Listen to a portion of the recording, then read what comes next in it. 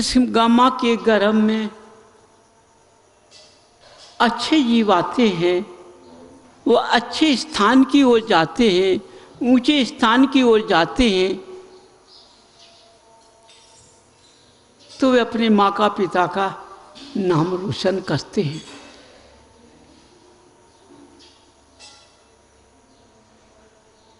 माँ पिता खुश होते हैं, बड़े खुश होते हैं अपने अंदर से, भगवान ने ऐसा पुत्र दिया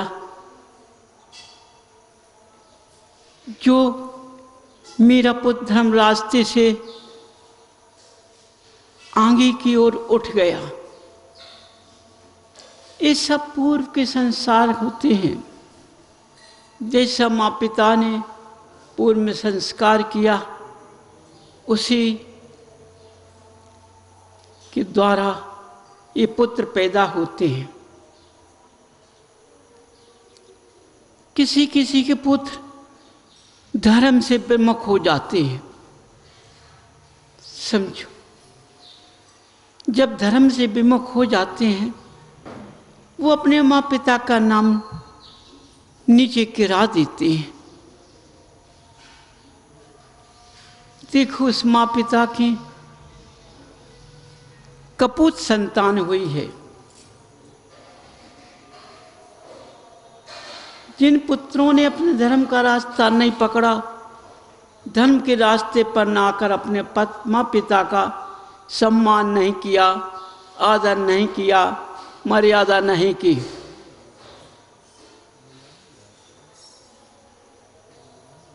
देखो आगे यही रिश्ता चलेगा। तुम्हारी जो संतान होगी वो तुम्हारा ऐसा ही रास्ता होगा। समझिए। तो देखो, जब भर क्षेत्र पर ऐसे जीव जन्म लेते हैं, इसी भरत भूमि से हर जीव उठता है, न स्वर्गों से उठता है, न नरक से उठता है। उठता है तो भरत क्षेत्र से उठता है। ये भरत भूमि इतनी प्यारी है, इतनी अच्छी है, इतनी पवित्र है। जब इस धरा से ये जीव उत्पन्न होते हैं यहाँ, और इसी धरा से ये जीव इस भरत भूमि का नाम करते हैं। क्यों? भगवान ने बस इस नगर में जन्म लिया। देखो, नगर का नाम लिया और पूरी भरत भूमि का नाम ली, चल गया। देखो बंधुओं, इस धरा कितनी पवित्र है, कितनी प्यारी है, कितनी सुंदर है।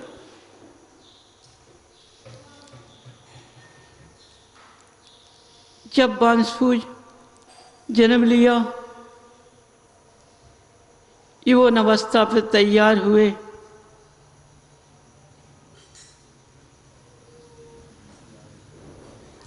चारों तरफ देखा, संसार को असार देखा।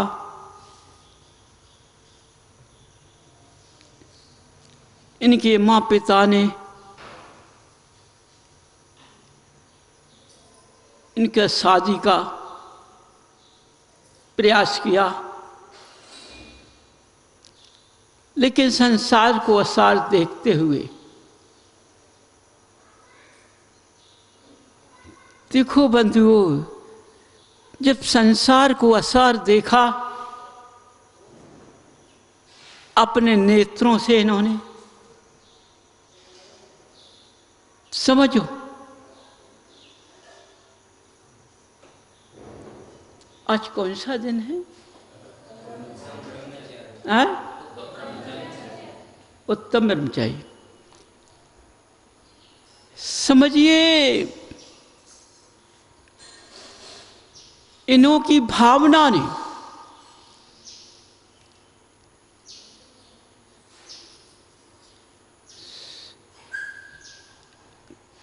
कितनी भावना को इन्होंने प्रकट किया।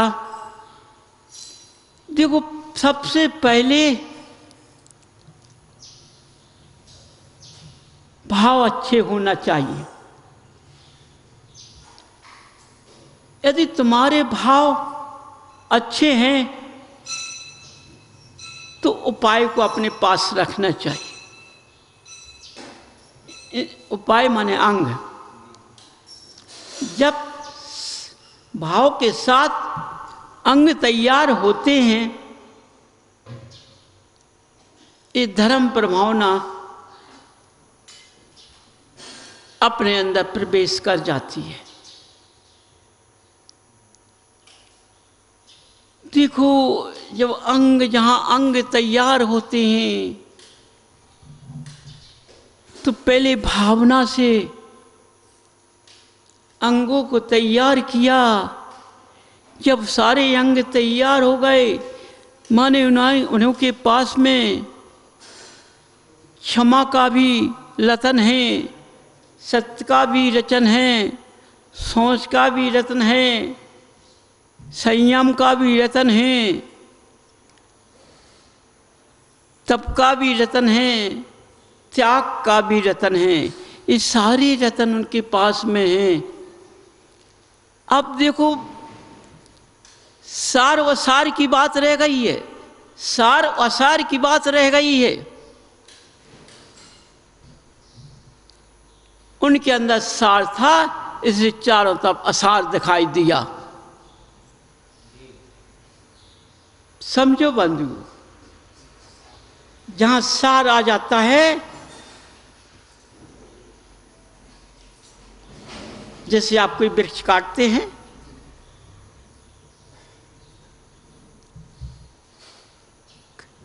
तो आप वृक्ष में देखते हैं पौधे के अंदर इसमें सार कितना है, सार कितना मोटा है, इसका माल अच्छा निकलेगा। चारों तरफ असाल लगा हुआ है, उसको अलग करते, सार को निकालते हो वृक्ष पेड़ के अंदर से, उसका माल मसाला बनवाते हो। ऐसी मनुष्य के अंदर सार होता है। मनुष्य का सार दिखाई नहीं देता है। समझो, ये परग्रह है, ये सारी है। हमें किन किन चीजों से परग्रह करना चाहिए? बाहरी अंगों से हमें क्या करना चाहिए? छुटकारा, इनसे परग्रह नहीं करना चाहिए।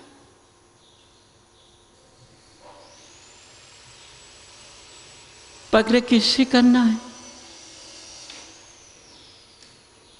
उनके प्रतिबिंब को तो देखना है, प्रतिबिंब से मतलब तो रखना है।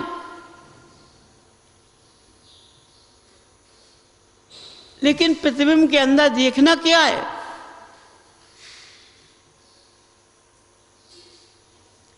प्रतिबिंब चारों तरफ दिखाई देते हैं। जिस जिनाला में देखो, उसी जिनाला में प्रतिबिंब दिखाई देते हैं। हल्का रूप होता है, बड़ा रूप होता है, छोटा रूप होता है, ये सारे रूप दिखाई देते हैं। लेकिन इस प्रतिबिंब का सार देखा? सार क्या है?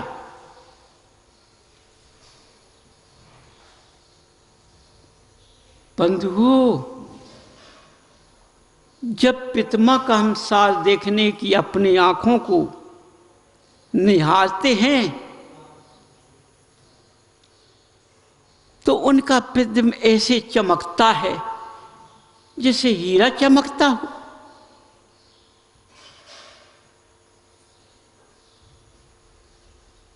समझो, देखने में तो पत्थर का प्रतिबिंब है, लेकिन साज से देखा जाए तो हीरे के समान चमकता है।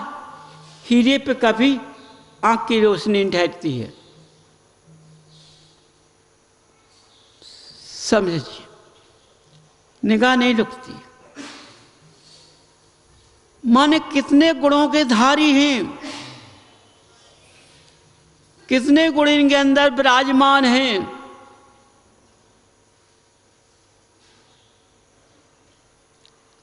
ये सारे गुण कैसे आते हैं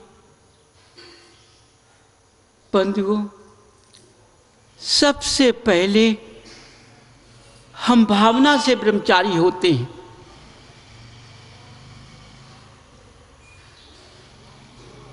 भावना,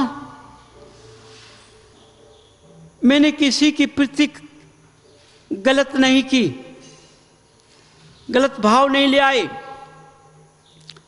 उसके प्रति गलत नहीं सोचा, उसके रूप को गलत भाव से नहीं देखा, उसके अंग को गलत भाव से नहीं देखा।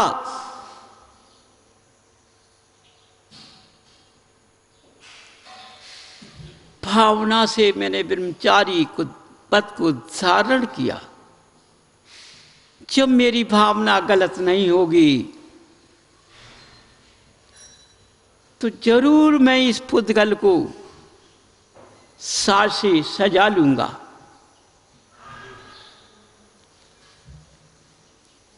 जब भाव तुम्हारा सही होगा, जब तुम्हारे अंग सही होंगे,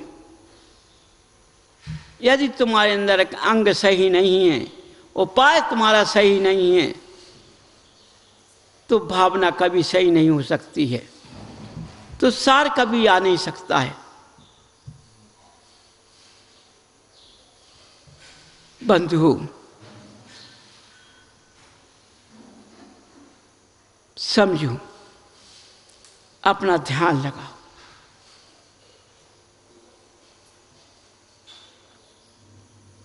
क्षमा रिश्तों को दूर नहीं करता है। क्षमाधारी पुरुष से किसी की दुश्मनी नहीं होती है।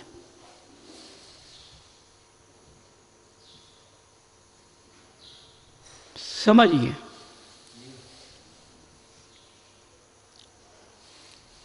क्षमा इतना उत्तम रत्न है, इतना उत्तम रत्न है, तो इस पुद्गल को बर्बाद नहीं करता है, इस पुद्गल को गिराता नहीं है। ये पुद्गल मोम की तरह है, लेकिन क्षमा इस पुद्गल को पत्थर बना लेता है, पत्थर बना लेता है। बंधु, पत्थर पर कितनी चोटें घल जाएं, किंच खिंचती है। समझो,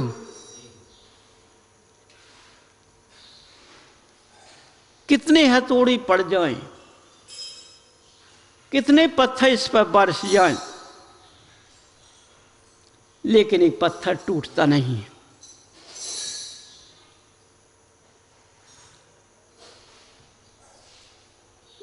बंधु समझो, जहां क्षमा होता है, देखो सत्य स्वयं आ जाता है।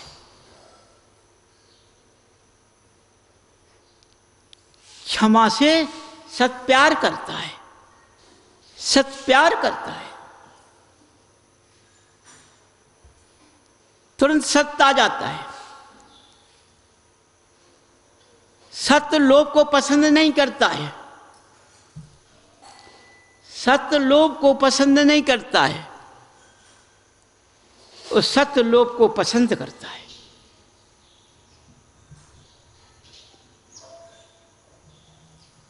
एक गृहस्थ में पसंद नहीं करता है, धर्म में पसंद करता है। कैसा लो?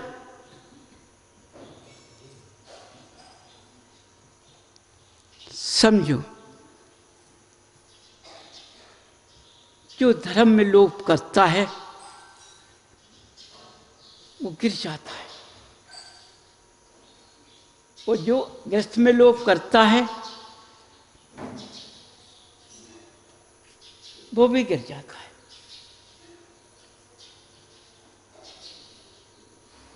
बंधु समझो, मैंने पूजन की,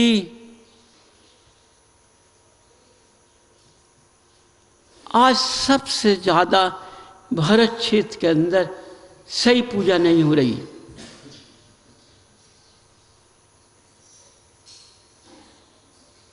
कहीं भी किसी जिनालय में जा ले जाओ, कहीं हो सकती है, वैसे हो नहीं रही।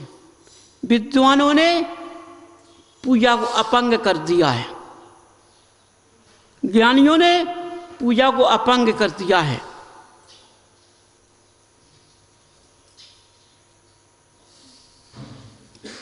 कहाँ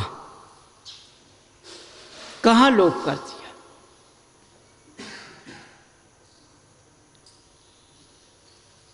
धूपम निर्पान्ति स्वाहा, इस जगह हिंसा का भाव करते हैं। अग्नि में धूप को नहीं खेते, क्या बोलते हैं? जीवों की हिंसा हो जाएगी।